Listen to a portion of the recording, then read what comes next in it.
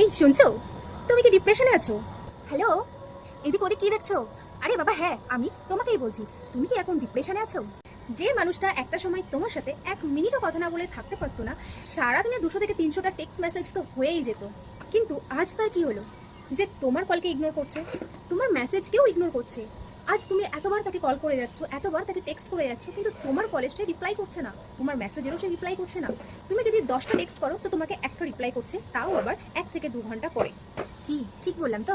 যার সাথে একটা সময় ঘন্টার পর ঘন্টা ধরে তোমার কথা হতো, সে এখন তোমার সঙ্গে 1 মিনিট থেকে 2 মিনিট কথা বলেই ফোন রেখে দিচ্ছে। এতটাই সে তোমাকে ইগনোর করছে যে তুমি ডিপ্রেশনে চলে গেছো। এবার আসি কাজের কথায়।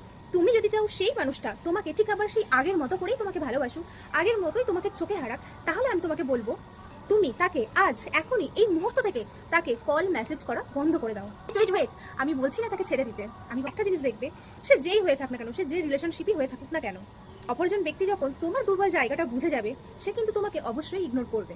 তাই আমি তোমাকে বলবো তুমি তাকে এই মুহূর্ত থেকে কল মেসেজ করা বন্ধ করে দাও। দেখবে সে একটা সময় গিয়ে ইমাজিন করবে যে হঠাৎ আজ তোমার কি হলো, টেক্সট এত মেসেজ এত কল করতে হঠাৎ করে তুমি তাকে কল মেসেজ কেন করছো না? আমি তোমাকে 24 ঘন্টা টাইম দিলাম, যা 24 ঘন্টা তুমি যদি আমার টিপসটা ফলো করো, তাহলে দেখবে তোমার প্রেমিক বা প্রেমিকা আবার সেই আগের মতোই তোমার কাছে সুরসুর করে ফিরে আসবে। তার জন্য তোমাকে এই ছোট্ট টিপসটা ফলো করতে হবে। তুমি তাকে না নিজে থেকে কোনো মেসেজ করবে, না নিজে থেকে কোনো কল করবে। জাস্ট সে তোমাকে যেমন ইগনোর করছে, ঠিক তুমিও আজ এখন এই মুহূর্ত থেকে তুমিও তাকে সেরকম ভাবেই ইগনোর করা শুরু করবে। হ্যাঁ, ভালোবাসাটা ভালোবাসার জায়গায় থাকবে। যদি তুমি আগের মতো করে ফিরে পেতে চাও, তাহলে তুমি এখন থেকেই ইগনোর করা শুরু করবে।